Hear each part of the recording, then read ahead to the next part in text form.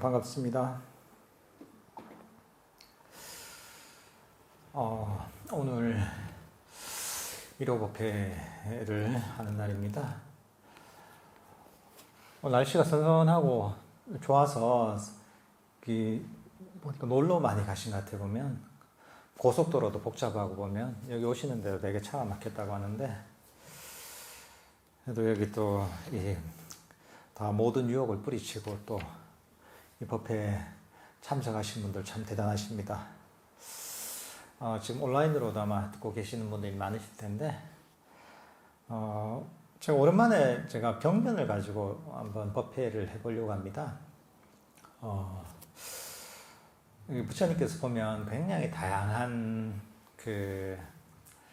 사람들을 대상으로 굉장히 다양한 방식으로 가르침을 사라졌습니다. 보면 경전에 보면 굉장히 다양한 비유와 방법, 방편으로 부처님께서 많은 그런 중생들을 제도하는 그런 모습이 아주 많이 등장합니다. 그 중에서 오늘 한번 저희가 한번 공부해 볼 경전은 마치마 니카야의 일곱 번째 경전인 옥감의 비유경입니다. 이 옥감의 비유경 같은 경우에는 바라문 순다리까 바라두아자라는 그런 이 바라문의 어떤 질문으로 시작을 합니다. 요 마치마 니카야라는 경전에는 뭐 자세한 내용이 나오지 않습니다. 그렇지만 이 니까야, 그러니까 이제 남방에서 전승이 되는 니까야하고 북방으로 전승되는 한역 암경이 있습니다. 거기 보면 상당히 일치하는 경전들이 굉장히 많이 있습니다. 증일암경에 보면 이거하고 거의 유사한 그런 경전이 있습니다. 거기에 보면 이런 법문을 어떻게 설하시게 됐는가에 대한 그런 내용이 나옵니다. 순다리가 바라두아자란 바라문이 보면 이 부처님한테 이제 질문을 합니다. 어떤 질문을 하냐면, 부처님이나 또는 부처님 제자들 보니까 뭐 어떨 때는 보면 아주 검소하게 또는 아주 정말 음식도 제대로 먹지 못하면서 수행을 할 때가 있지만, 때로는 부처님이나 또는 부처님 제자들을 보니까 때로는 좋은 공양도 누구 대접도 받고 아주 맛있는 음식도 먹고 이제 그렇게 하는 거 보니까 나는 오히려 검소하게 음식도 먹고 이렇게 하는데 이게 좀 문제가 있지 않느냐. 지금 그렇게 잘 먹고 그렇게 해서 그렇게 무슨 수행을 하느냐, 이런 어떤 질문을 합니다. 거기에 대해서 부처님께서 일종의 이 법문을 하시는 겁니다. 제가 이거는 이제 부처님께서 사와티 제타와나 숲에 아나타 빈디카 원님이 계시면서 이렇게 하신 법문입니다. 여기 보면 이렇게 법문을 하십니다. 비구들이여, 마치 옷감이 더럽고 때가 묻으면 염색공이 그 옷감을 파랗거나 노랗거나 빨갛거나 시몽색으로 물들이기 위해 그 각각의 염료에 담그더라도 그것은 물이 잘 들지 않고 그 색깔도 선명하지 않을 것이다. 그것은 무슨 까닭인가? 비구들이여, 옷감이 깨끗하지 않기 때문이다. 비구들이여, 이와 같이 마음이 오염되면 학처가 예상된다. 비구들이여, 마치 옷감이 희고 깨끗하면 염색공이 파랗거나 노랗거나 빨갛거나 시몽색으로 물들이기 위해 그 각각의 염료에 담글 때 그것은 물이 잘 들고 그 색깔도 선명하다. 그것은 무슨 까닭인가? 비구들이여, 옷감이 깨끗하기 때문이다. 비구들이여, 이와 같이 마음이 오염되지 않으면 선처가 예상된다. 요 내용 때문에 옷감의 비유경이라는 이름이 붙은 겁니다. 옷감이 더럽고 때가 묻고 이러면 염색을 해도 염색이 제대로 되지 않습니다. 깨끗하게 되지 않습니다. 아주 그냥 깨끗한 하얀 천에 염색을 하면 쉽게 염색이 되지만, 한번 염색이 되어 있거나 때가 많이 묻어 있거나 하면 염색이 잘 되지 않습니다. 실제로 보면 우리 저 스님들이 옷 보면 뭐 기계 염색을 한 것도 있지만은 먹물 염색도 저희가 많이 했었거든요. 그래서 제가 처음 출가했을 때는. 그래서 보면 그 염색을 할 때 일단은 천이 제일 중요해요. 이제 천 자체가 깨끗한 천이라 해야지 아주 골고루 이게 물이 들어요. 근데 그렇지 않으면 이게 얼룩덜룩하게 물이 잘 안 듭니다. 제가 한 번은 어느 선방에 있을 때 그 같이 있던 스님 중에 한 스님이 그 옷이 너무 좀 약간 그 물이 빠진 약간 색깔이었어요, 이게. 그래서 그 옆에 있던 그 법납이 많은 구참 스님이 내가 염색을 내가 잘하는데 내가 염색을 해주겠다고 하고 하면서 그래서 이제 옷을 이제 갖고 간 거예요. 그래서 염색을 한 거예요. 그 구참 스님이 법납이 많은 구참 스님이 이제 염색을 한 거예요. 이제 근데 염색을 완전히 실패했어요. 그래서 나중에 염색을 다 하고 나니까 무슨 얼룩덜룩 막 이렇게 된 거예요, 이게. 그러니까 그게 사실 한번 염색이 된 그런 옷 같은 경우에는 염색이 쉽게 되지 않습니다, 이게.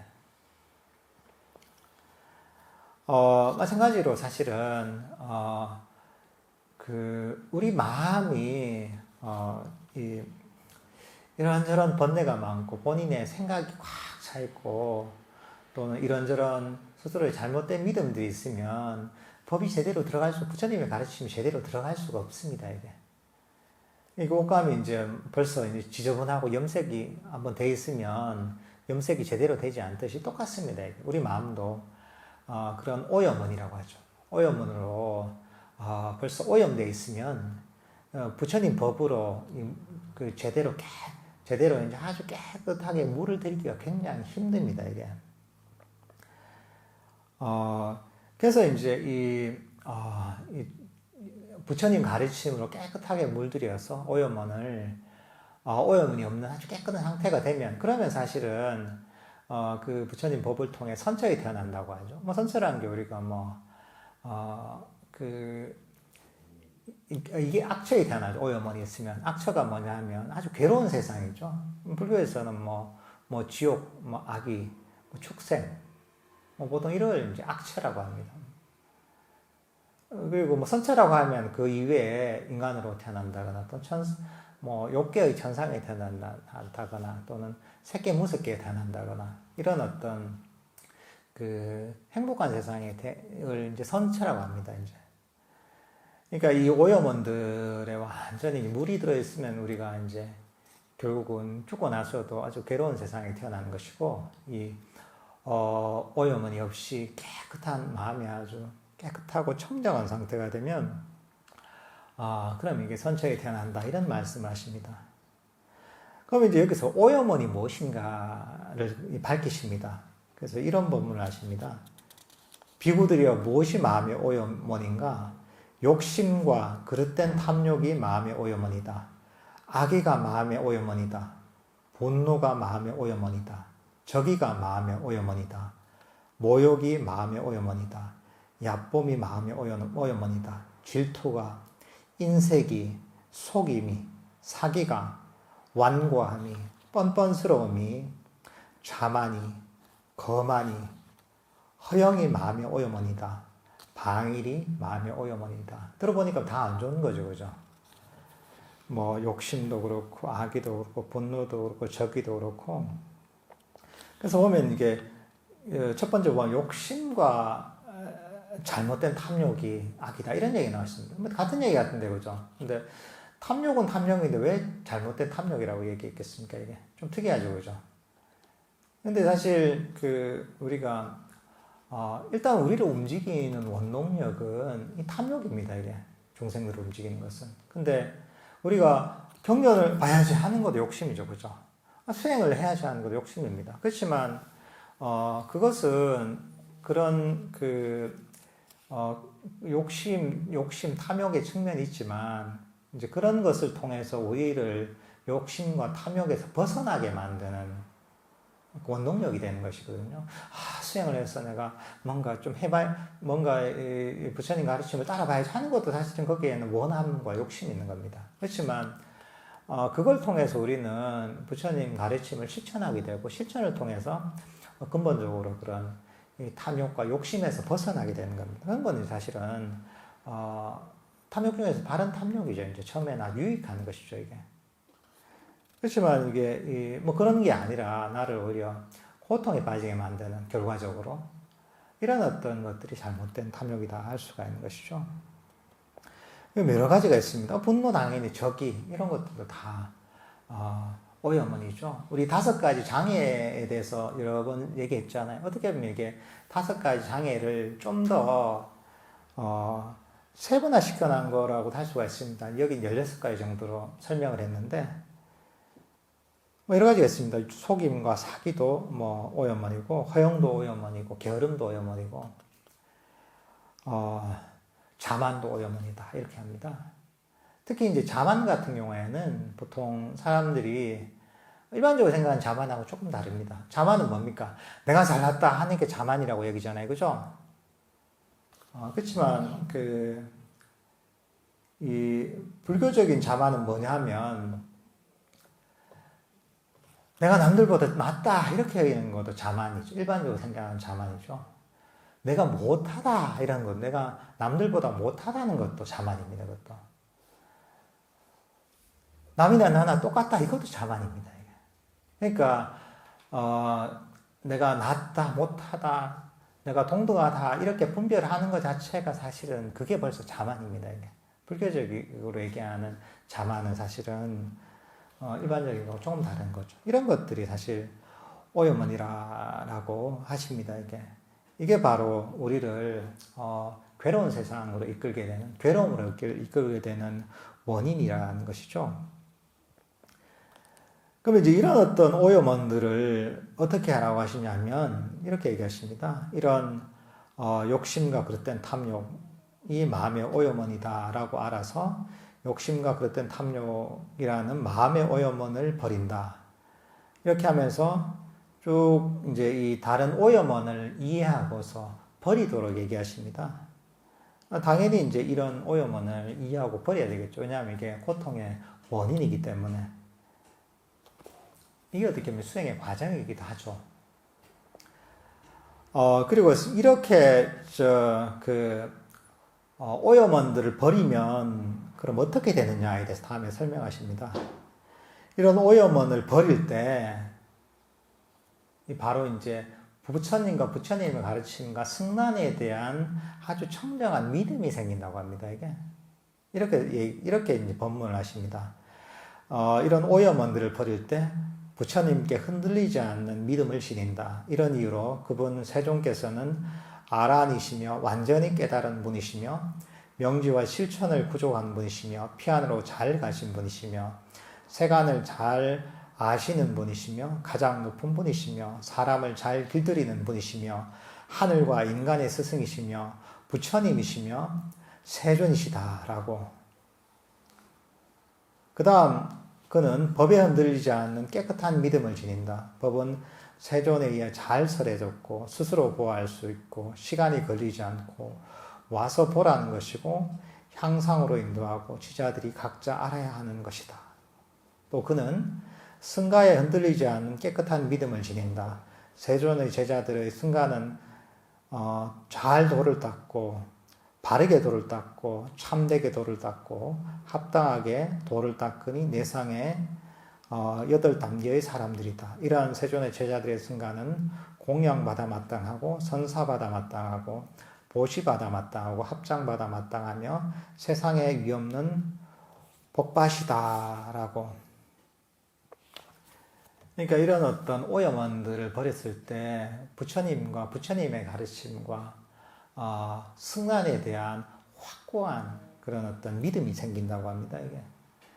근데 사실 이런 어떤 믿음들은 이 불법성 삼보에 대한 확고한 믿음과 그리고 그 지혜로운 어떤 이들이 칭찬하는 계를 구족하는 것, 이 4가지가 바로 깨달음의 첫 번째 단계인 수다원과의 조건입니다.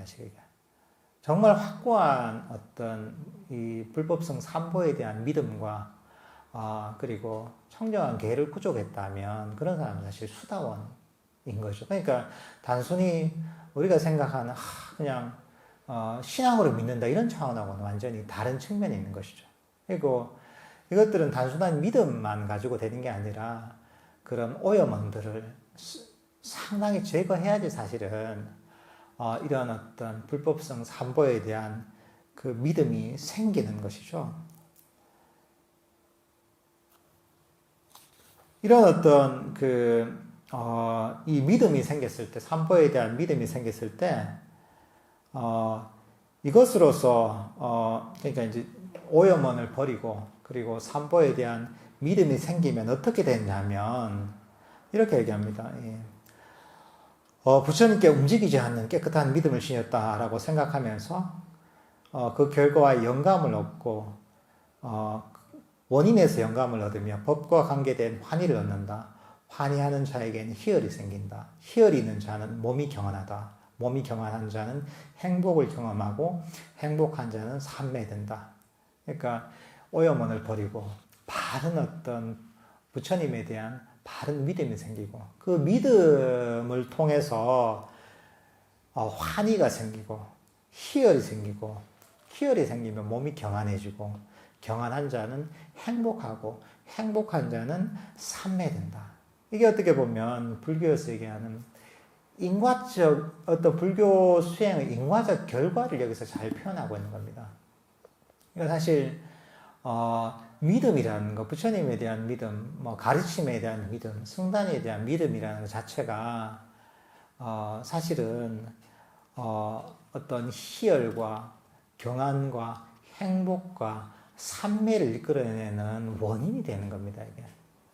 우리가 삼매를 개발한다고 할 때, 내가 의지를 가지고 삼매를 얻어야지 되는 게 얻어야지 이렇게 막 결심을 하고 애를 써서 되는 게 아닙니다. 사실 이 시작은 여기서 얘기하다시피 이런 믿음에서 시작하는 겁니다. 그러니까 사실 우리가 수행을 할 때도 이 부분을 굉장히 중요하게 여겨야 됩니다. 평소에도 이 불법성 삼보에 대한 어떤 믿음을 통해서 기쁨을 일으키려고 노력을 해야 됩니다.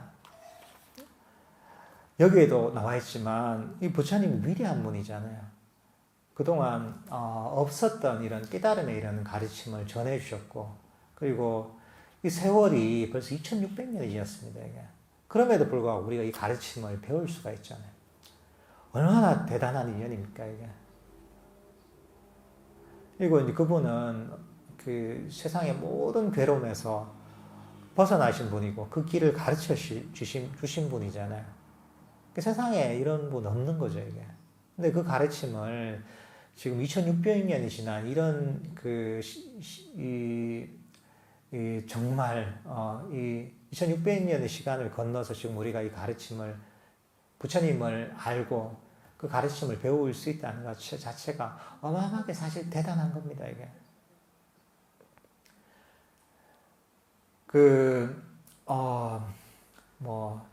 불국기나 대당서역기 같은 그런 이 구법성들의 어떤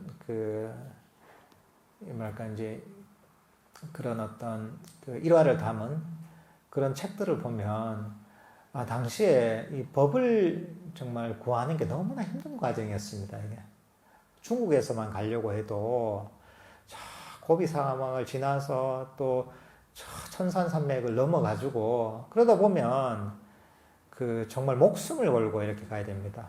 평생에 걸쳐서 정말 가면서 죽는 경우도 많고 또 가서 오지 못하는 경우도 너무나 많고 사막에서 목말라서 이제 죽기도 하고 때로는 맹수 때문에 공격을 당해 죽기도 하고 때로는 도적을 만나서 공격을 당하기도 하고 때로는 어디에 정치적인 사건이 휘말려서 군대를 만나서 공격을 당해서 목숨을 잃는 경우도 참 많았습니다. 이게. 그러니까 당시에는 정말 법을 구하기 위해서 정말 목숨을 걸고 이제 정말 인도로 갔었죠, 이게. 근데 지금은 얼마나 여러분들께 편안합니까, 그죠? 이 가르침들이 다 전해져 있고, 또, 지켜보지 않아요. 지금 유튜브로도 지금 이 가르침을 접할 수가 있고, 또 많은 책들이 있고, 인터넷을 찾아보면 이런 자료들도 있고, 또 명상도 가르쳐 주고 하잖아요. 이게 정말 복 받은 거죠. 그렇지만, 사람들이 그렇거든요. 이게 너무 쉽게 접할 수 있으면 귀한 줄 모르는 겁니다. 부처님 당시에는 바른 가르침을 알 수가 없으니 경전이 제대로 없으니까 경전 제대로 된 가르침이 뭔가 알려고 이제 인도까지 갔던 거죠. 이게 걸어서 때로는 뭐 이렇게 그 사막을 건너고 산을 넘어서 아주 그 위험한 산을 넘어서 이렇게 갔던 거죠. 이게 여러분들께서도 이게 쉽게 접할 수 있지만 정말 소중한 가르침이라는 것을 인지를 해야 됩니다. 야, 이게 소중하고 정말 위대하고 정말 내가 정말 좋은 인연을 만났구나 하는 생각이 들면 얼마나 기쁘겠어요, 그죠? 부처님 가르침을 만나는 것만 해도 너무나 기쁜 거죠, 이게. 부처님 당시에 그 가장 큰 신도라고 하죠. 중에 한 분이 보면 아나타 핀디카 장자가 있습니다. 이분이죠.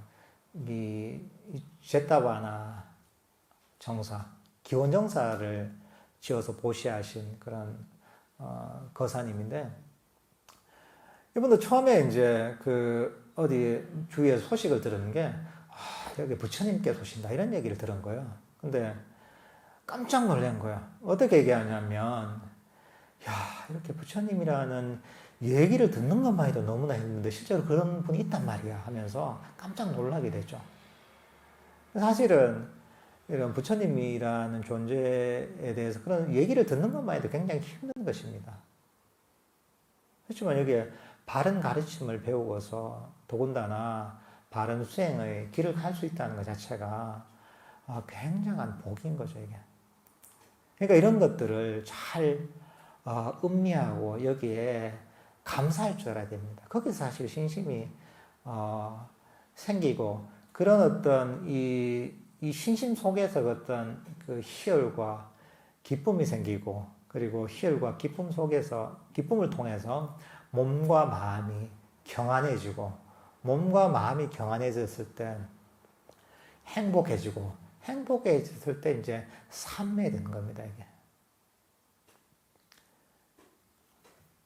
그러니까 이제 뭐 경전에도 그런 게 있습니다. 뭐 사람에 따라서 그 주로 믿음을 중심으로 해서 깨달음이 이런 사람도 있고 또는 법에 대한 이해, 지혜를 가지고 깨달음에 이런 사람이 있지만 거의 대부분은 뭐냐면 믿음과 지혜가 잘 조화를 이루어야 됩니다, 이게. 그래서 깨달음이 이르는 5가지 뭐 기능 혹은 5가지 힘이라고 할 때 오군 또는 오력이라고 합니다. 그게 첫 번째 나오는 게 믿음입니다. 신입니다. 신. 그 다음 두 번째가 정진. 그 다음이 세 번째가 마음 챙김. 그 다음 삼매. 그 다음 지혜입니다. 이게 믿음이 사실은 이 오군 어력 중에서도 이 믿음이 첫 번째 나오는 이유가 있습니다. 이런 믿음이 이런 모든 수행의 공덕의 사실 뿌리가 되는 겁니다. 그러니까 여러분들께서 명상을 잘해도 왜 안 되지 할 때 여러 가지 이유가 있을 수 있겠지만 때로는 부처님 가르침에 대한 또는 부처님에 대한 또는 부처님의 가르침을 유지해주는 성단에 대한 믿음이 또는 그 가치에 대한 인식이 약해서 사실은 여러분들이 명상을 하는 힘이 약할 수가 있습니다. 이게 보통 서양에서 보면 요즘 불교 명상을 응용을 많이 합니다. 이게 무슨 MBSR 뭐 이렇게 MBCT에서 뭐 그 외에도 여러 가지로 뭐 불교 명상을 적절하게 뽑아서 응용을 많이 합니다. 응용을 많이 해서 그게 뭐 상당히 사람들한테 도움을 많이 줍니다. 이게 실제로 뭐 스트레스 완화랄까, 뭐 건강이랄까, 마음의 여러 가지 문제를 해결한달까 이런데 상당한 도움이 된다고 합니다. 이런 것들이 뭐 의학적으로도 뭐 다들 요즘 많은 내용들이 밝혀졌지만 그렇지만 여기 한계가 있습니다. 이게 한계가 뭐냐 하면 이 믿음이 결핍되어 있습니다. 믿음이 결핍되어 있기 때문에 깊이 있게 갈 수가 없습니다. 이게 아무리 해도 이게 안 됩니다. 이게 그 믿음의 강력한 에너지가 있어야지 그 바탕 하에서 사실은 명상을 했을 때 그 명상이 아주 자연스럽게 진행이 될 수가 있는 겁니다, 이게. 그러니까 여러분들께서 그러니까 이제 이런 어떤 이 내가 하고 있는 수행의 가치에 대해서 평소에도 항상 음미를 할 필요가 있습니다. 좌선을 하면 힘이 빠질 때 이럴 때 있잖아요. 그리고 뭔가 잡념이 많이 일어날 때 이럴 때가 있을 수 있습니다. 너무 너무 귀찮을 때가 있습니다. 그럴 때마다 야 그래 내가 이 오래 만나기 힘든 부처님을 가르쳐 만났는데 정말 이제 배우기 힘든 부처님의 가르침을 내가 인연이 돼서 배우게 됐는데 이게 얼마나 좋은 기회인가. 이렇게 마음속으로 음미하면서 스스로 만족감과 기쁨을 일으키려고 한번 노력을 해보십시오, 이게. 하면 이게, 수행을 하는데 큰 어떤 에너지원이 됩니다, 이게.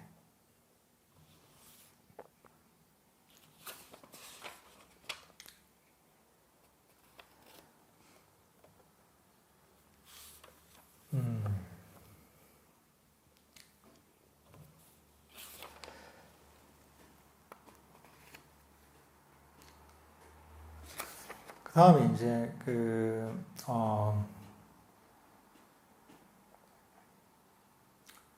나오는 내용이 뭐냐면 비구가 이런 계를 지니고 이런 법을 지니고 이런 통찰들을 구족하면 깨끗한 흰 쌀밥과 여러 가지 국과 여러 가지 반찬을 먹더라도 그것은 장애가 되지 않는다. 예를 들면 더럽고 때 묻은 옷감이 맑은 물을 만나 청정해지고 깨끗해지고 금이 용광로를 만나 청정해지고 깨끗해지듯이 비구가 이와 같이 계를 지니고 이와 같이 법을 지니고 이와 같이 통찰지를 구족하면 깨끗한 흰쌀밥과 여러 가지 국과 여러 가지 반찬을 먹더라도 그것은 그에게 장애가 되지 않는다. 그러니까 이게 순다리카 바라드와자 바라몬에게 이제 대답을 해주는 거죠, 이게.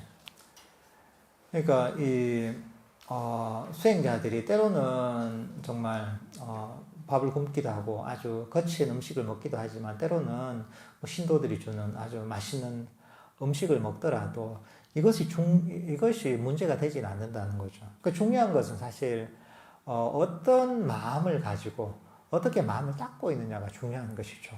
그러니까 여기서 얘기하듯이 바른 계를 지니고 바른 법을 실천하고 통찰지를 구족하면 아주 맛있는 음식을 먹어도 전혀 문제가 안 된다는 거죠. 그러니까 이게 뭐 어떤 것이 됐든 물건이 됐든 먹는 것이 됐든 결국은 그 사람이 얼마나 청정하고 깨끗한 마음을 가지냐에 따라서 그 모든 것이 청정해진다는 것이죠, 이게. 그러니까 이제 아까 처음에 옷감이 비유가 나왔지만 더러운 옷을 물로 다 깨끗하게 씻으면 깨끗해지지 않아요.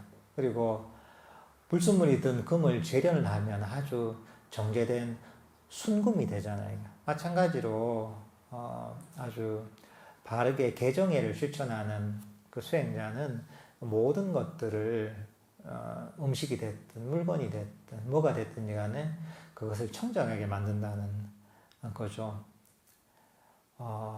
결국은 이제 중요한 것은 그 마음을 어떻게 닦느냐가 제일 중요한 것이죠, 이제. 그러니까 부처님 당시에는 기본적으로 고행주의가 굉장히 유행을 했습니다. 그러니까 어떤 인식이 있었냐면 몸을 괴롭히고 되게 힘든 어려운 막 굶기도 하고 몸을 괴롭히고 몸을 힘들게 만들어야지 그래야지 뭔가 깨달음 같은 걸 얻을 수 있다는 그런 믿음이 있었던 거죠. 고통이 있고 극한의 인내가 있어야지 깨달음을 얻을 수 있다는 그런 이제 믿음이 있었던 거죠. 그게 일반적인 믿음이에요. 그래서 부처님께서 당시에 그런 풍조 때문에 처음에는 고행을 오래 하셨죠. 6년 정도 고행을 하셨죠. 극한의 고행을 하셨는데 나중에는 이게 고행이 깨달음으로 가는 길이 아님을 아시게 되는 거죠. 중요한 것은 물론 이제 몸을 절제하고 마음을 절제해야 되지만 그 목적은 우리 마음의 탐진치를 버려서 마음을 청정하게 만드는 것, 깨끗하게 만드는 것, 이게 목적이라는 것이죠. 아무리 내가 꿈쩍 안 하고 20시간 앉아있어도 그게 중요한 게 아니라는 거죠. 중요한 것은 그 마음 속에서 일어나는 게 중요한 거죠. 예를 들면 뭐 우리가 수행이 아니라 절을 한다. 이래서 절을 아주 잘하는 분들도 있습니다. 절을 막 열심히 하면 막 3,000배도 하고 어떤 분들은 막 5,000배도 하고 이런 분들도 있어요. 중요한 건 사실은 절을 많이 하다 대단한 게 아니죠. 절의 측면에서 보면. 중요한 건 절을 하면서 어떻게 마음을 쓰는가가 제일 중요한 거죠, 이게. 근데 절을 3,000배 하면서 내가 진짜 남들보다 더 잘해야지. 내가 이런 마음으로 또는 내가 남들보다 낫지. 내가 이런 마음, 자만심을 가지고 하면 사실은 그 절이 3,000배를 하든 5,000배를 하든 아무 소용이 없는 거죠. 근데 그게 아니라 우리가 단 3배를 하더라도 부처님과 부처님 가르침과 스님들에 대한 성단에 대한 그런 아주 깊은 신심과 믿음을 가지고 한다면 사실은 3,000배 하는 것보다 3배 하는 게 훨씬 더 수행의 측면에서는 가치가 있는 거죠, 이게. 그러니까 항상 우리는 외면이 아니라 내면을 바라봐야 됩니다. 내면을 잘 관찰하고서 내면에 내가 버려야 될 번뇌가 없는지, 오염원이 없는지를 잘 관찰하고 그것을 버리고 그것을 정화하도록 사실은 노력을 해야 됩니다. 그 다음 이제 나온 게 뭐냐면 사무량심에서 나옵니다. 4가지 사범주라고 합니다. 3가지 무력한 마음, 3가지 아주 청정한 몸임인데 뭐 여기에 대해서 이렇게 법문을 하십니다. 그는 자애가 함께한 마음으로 한 방향을 가득 채우면서 머문다. 그처럼 2번째 방향을, 그처럼 3번째 방향을, 그처럼 4번째 방향을 자애가 함께한 마음으로 가득 채우면서 머문다. 이와 같이 위로 아래로 옆으로 모든 곳에서 모두를 자신처럼 여기고 모든 세상을 풍만하고 광대하고 무량하고 원한 없고 악이 없는 자에게 함께한 마음으로 가득 채우면서 먹는다. 2번째는 연민, 그 다음에는 더불어 기뻐함, 그 다음 평정한 평온과 함께한 마음으로 가득 채우면서 먹는다. 그러니까 자비이사, 자애와 연민과 함께 기뻐함과 어떤 그 평온이라는 4가지 사무량심을 가지고 이 마음을 동서남북과 또는 상하의 모든 어떤 대상에게 이 자애를 보내고 연민을 보내고 또는 함께 기뻐하는 마음을 보내고 또 평온한 마음을 보낸다는 거죠. 이게 바로 사무량심입니다. 근데 여기 중요한 게 뭐냐면 나도 포함해야 된다는 게 제일 중요한 거 중요한 거죠. 그래 자비를 보내는데 동쪽으로 보내고 서쪽으로 보내고 남쪽으로 보내고 북쪽으로 보내고 아래로 보내고 위로 보내고 근데 내만 빠져있어요. 그러면 안 되죠, 그죠? 중요한 건 나를 포함한 모든 그 대상을 향해서 모든 존재를 향해서 이 마음을 보낸다는 거죠. 이게 그 마찬가지로 이제 조금 다르죠. 이제 자애는 나를 포함한 모든 존재들이 행복을 바라는. 연민은 뭐냐면 까루나라고 하죠. 연민은 우리가 측은심이 일종의 측은지심입니다. 옆에서 뭔가 불쌍하고 안 된 존재가 있을 때 측은하게 여기는 거, 불쌍하게 여기는 거 이런 마음이 어떻게 보면 연민입니다. 그 다음 3번째는 무디따 함께 기뻐하는 것인데 남의 행복이 같이 기뻐하는 겁니다. 남이 잘 됐을 때 함께 기뻐하는 겁니다, 이게. 친구가 너무 시험에 합격을 해서 기뻐하는 거죠. 사촌이 땅을 사서 땅값이 올라서 정말 기뻐하는 거죠. 사람들 잘 그래 못하잖아요, 그죠? 친구가 형제를 했네, 너무 기뻐하는 거죠. 어쨌든 남들의 기쁨을 자기 자신의 기쁨처럼 여기는 거 사실 그게 좀 힘듭니다. 보통은 질투를 많이 하죠. 그게 가까운 친구 사이라도 뭐 지인 사이라도 친척 사이라도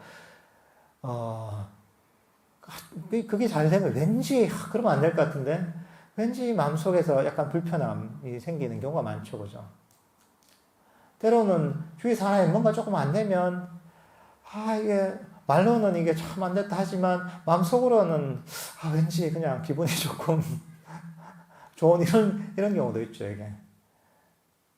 그게 어떻게 보면, 인간이 잘못된 습관인 거죠, 이게. 이게 남들이 잘 된 일, 남들의 기뻐할 일, 함께 기뻐하는 게 결국은 나를 위한 겁니다. 이게 나의 행복을 위한 것이거든요. 이게. 뭐 측이나 내가 뭔가 좀 불쌍한 사람들 측은지심을 가지면서 그런 어떤 정민의 마음을 일으킨 게 결국 나를 위한 겁니다. 나의 행복을 위한 겁니다. 남들의 행복을 바라는 것. 이것도 뭐냐 하면 결국은 이거 나를 위한 겁니다. 이 자비이사라는 사무리학품 자체가 나를 행복하게 만드는 수행법입니다. 이걸 통해 우리는 마음속의 오염원들을 제거하고 장애를 없애고 이걸 통해 우리는 사실은 사무리양심 자비산매도 개발할 수가 있습니다. 이런 어떤 사무리양심 같은 경우에는 사실 어떤 수행을 하든지 항상 좀 병행을 해야 됩니다. 우리 마음을 아주 부드럽게 만들고 따뜻하게 만들어주고 또 마음의 장애들을 제거해 줍니다. 특히나 요즘 사람들 같은 경우에는 마음에 뭔가 좀 걸림이 있는 경우가 많습니다. 마음에 상처가 있는 경우도 있고 또는 마음에 이런저런 꼬인 게 있는 경우도 있고 뭐 여러 가지 문제가 있는 경우가 많습니다. 그렇지만 이 사무리양심 특히나 자의명상에 이런 걸 꾸준하게 하면 내 마음에 상처랄까 내 마음에 뭔가 문제랄까 마음의 병들이 점점 치유가 됩니다. 굉장히 건강해집니다. 마음이 건강해지고 나면 그 다음에 이제 좀 더 강력하게 이런 어떤 사무량심이 개발되게 되는 거죠. 이걸 통해서 우리가 깊은 산매도 개발할 수가 있습니다. 이게. 그러니까 이렇게 이제 이 사무량심을 개발하는 것 여기에 대해서 얘기를 하시고 그 다음에 이 본문이 나온 게 본문에 나오는 게 이런 내용입니다. 그는 이것이 있다, 저열한 것이 있다, 수승한 것이 있다, 이런 인식에 의지한 것보다 더 높은 벗어남이 있다라고 꿰뚫어한다. 저열한 것이 있다, 수승한 것이 있다. 그러니까 우리는 오염원에 다 휩싸였을 때 그건 이제 저열한 것이죠, 그죠? 오염원에서 벗어난 것이 수승한 것이죠, 그죠? 그리고 이게 사실 우리가 명상을 할 때, 명상에서 번뇌가 확 죽을 듯이 일어날 때, 이거는 좀 더 저열한 상태죠. 열등한 상태죠. 그렇지만 번뇌가 좀 사라지고 마음이 평온해지면 이건 그거보다 수승한 상태죠. 그렇지만 이 정도가 아니라 마음이 명상을 할 때, 호흡 명상에 아주 몰입이 됐다. 이러면 이제 그 전보다 더 수승한 상태죠. 그 다음에 이게 호흡마저 사라지면서 아주 행복한 니미타에 들었다. 이러면 이것도 더 수승한 상태죠. 그보다 더 수승한 상태는 또 선정에 들었다. 이러면 그보다 더 수승한 상태죠. 그러니까 사실 이 마음은 계속 개발이 됩니다. 개발이 되다 보면 점점 개발되다 보면 그 전의 것들이 이거는 좀 부족하다는 걸 이걸 느끼게 됩니다. 그렇지만 여기서 나오는 이런 어떤 상대적인 어떤 이것도 행복이죠. 이것도 을 벗어나서 이 벗어나는 것들이 뭐냐 하면 이게 완전한 깨달음이고 열반인 것이죠. 이게 더 높은 벗어남이라고 할 수가 있는 거죠.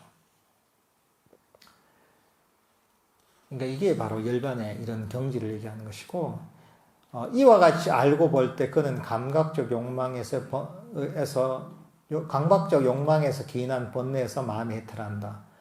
존재에서 기인한 번뇌에서 마음이 해탈한다. 무명에 기인한 번뇌에서 마음이 해탈한다. 해탈했을 때 해탈했다는 지혜가 있다. 태어남은 다했다. 청정범행은 성취되었다. 할 일을 다해 마쳤다. 다시는 어떤 존재로도 돌아오지 않을 것이다. 라고 꿰뚫어한다. 비구들이여 이를 일러 비구가 내면의 목욕으로 목욕했다. 라고 한다. 그러니까 이렇게 했을 때 완전한 벗어남이 이뤘을 때, 열반이 이뤘을 때, 이럴 때 보면 감각적 욕망, 이거 5가지 감각 있잖아요. 감각적 욕망에서 벗어난, 감각적 욕망의 번뇌에서 벗어나고, 그리고 나의 존재에 대한 집착에서 벗어나고, 그리고 무명에 대한 집착에서 벗어나게 되는 거죠, 이게. 그렇게 해서 이 모든 번뇌에서 벗어나게 되면, 해탈하게 되고, 해탈했다면, 깨달음이 이르렀다면, 깨달음에 이르렀다는 지혜가 생기는 거죠. 그래서 깨달음에 이른 존재한테 생긴 인식이 뭐냐면, 태어나면 다 했다. 더 이상 태어나지 않는다는 거죠. 청정 범행은 성취되었다. 그러니까 수행의 길을 다 마쳤다는 거죠. 할 일을 다 마쳤다. 할 일을 끝낸 거죠. 그리고 다시는 어떤 존재로도 돌아오지 않을 것이다라고 꿰뚫어 한다. 다시는 어떤 존재로 태어나지 않는다는 것이죠. 그렇지만 이게 뭐 일종의 없어진 건 아닙니다. 이게 근본적으로 보면 있던 게 없어진 건 아닙니다. 사실은 원래 이 나라고 할 만한 존재가 없었던 것인데 그걸 깨닫게 되는 거죠. 어떻게 보면. 그러니까 이게 흔히들 뭐 잘못 오해하면 불교가 단면론 아니냐, 단순히 있던 게 사라지는 거 아니냐, 사실 그건 좀 다릅니다. 이게. 왜냐하면 원래부터 그 존재 자체가 없었던 겁니다. 이게. 존재라고 할 만한 게 없었던 겁니다. 이게. 그걸 깨닫는 것이지 사실은 있었던 게 없어지는 게 아닙니다. 그러니까 이렇게 이제 수행을 통해서 완전한 해탈이 이루어졌을 때 이걸 진짜 비구가 내면의 목욕을 했다라고 표현하는 겁니다. 이렇게 내면의 목욕을 했다 이렇게 표현하시는 이유가 뭐냐면 이 질문을 했던 바라문이 보면 어떤 강에서 목욕하는 걸 통해서 번뇌를 씻어내고 해탈할 수 있다는 믿음을 갖고 있기 때문에 이런 법문을 하시는 겁니다. 이런 비유를 하시는 겁니다. 지금도 보면 인도에서 겐지즈강 같은 데 보면 그 순례에 와서 그 목욕하는 경우가 많죠. 그죠? 업을 씻어낸다고 하죠. 해탈이 이르기 위해서. 얼마나 지저분합니까? 여기 겐지즈강이. 정말 말로 표현하지 못할 정도 지저분한데, 그게 굉장히 성스럽다, 여기고. 거기서 목욕을 하는 거죠. 근데 이게 뭐, 최근에 생긴 게 아니라 부처님 당시에도 그랬다는 거죠. 그래서, 이, 부처님께 질문했던 순다리카 바라도와자 바라문도 이런 얘기를 합니다. 고따마 존자시여 많은 사람들은 바욱과 강이 해탈을 준다고 생각합니다. 고따마 존자시여 많은 사람들은 바욱과 강이 공덕을 준다고 생각합니다. 바욱과 강에서 많은 사람들은 악업을 씻어냅니다. 그러니까 이 강에서 이런 성스러운 강에서 몸을 씻으면 악업이 씻어지고 해탈에 이른다는 그런 믿음이 당시에도 있었고 요즘도 사실은 그런 믿음들이 인도에서는 여전히 전승이 되고 있는 거죠, 이게. 이제 거기에 대해서 부처님은 어떻게 얘기하시는가 하면 이런 개성으로 법문을 하십니다. 바오카, 아디까까, 순다리까, 사라사띠, 빠야까, 바오마띠 강에서 어리석은 자 항상 뛰어들지만 검은 업을 밝히지 못한다네. 순다리까 강이 무엇을 하며 빠야까 강이 무엇을 하며 바오카 강이 무엇을 하겠는가? 나쁜 업을 지었고 잔혹한 행위를 했으며 악업을 지은 그들은 이 강이 맑히지 못한다네. 그러니까 아무리 온갖 성스러운 강에서 목욕을 하더라도 악업을 맑히는 것하고 아무 관계가 없다는 거죠, 이게. 사람들은 그런 경우가 있습니다. 어떤 의식을 통해서 뭔가 내가 청정해질 수 있다. 이건 같은 겁니다, 이게 대상이 강에서 목욕을 하는 거야, 됐지. 무슨 어떤 의식을 하든지 간에 그걸 통해서 내가 청정해진다. 이거는 잘못된 믿음인 거죠, 이제. 그래서, 이 수다원가가 될 때 버리게 되는 것 중에 한 가지가 뭐냐면 계율과 의식에 대한 집착을 버리게 되는 겁니다. 어떤 형식적인 의식을 통해서 뭔가 깨달을 수 있다는 그런 어떤 잘못된 견해를 버리는 거죠, 이게.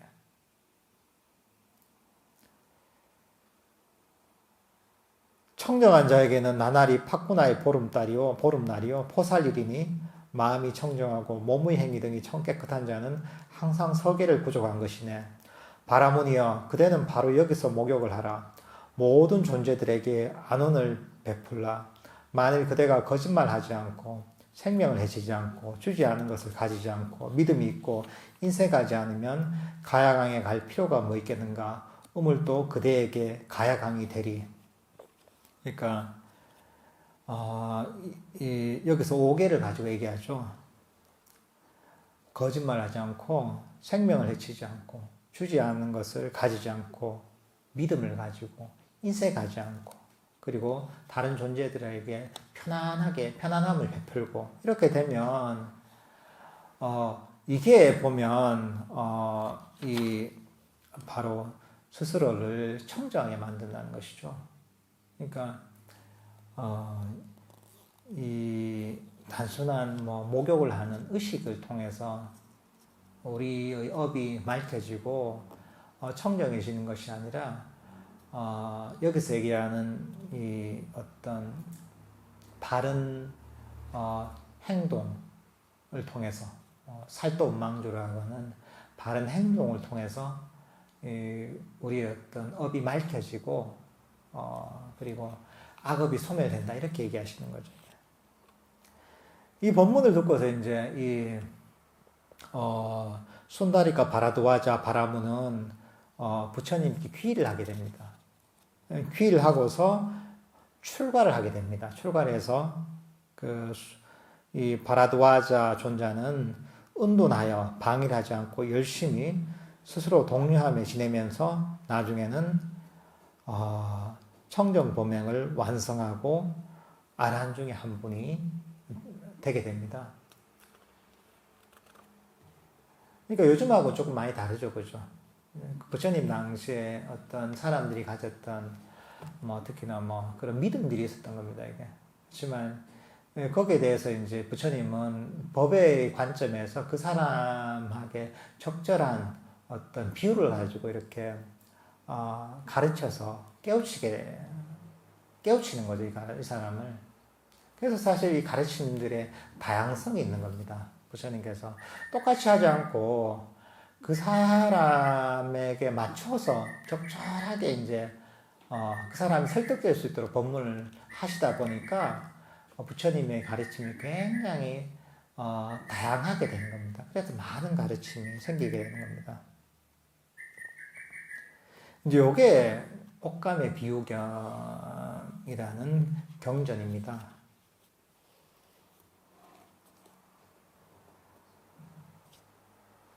이거 때로는 우리가 가르침을 어떤 비유로서 이렇게 이해를 하면 그게 마음에 많이 와닿을 때가 있습니다, 이게.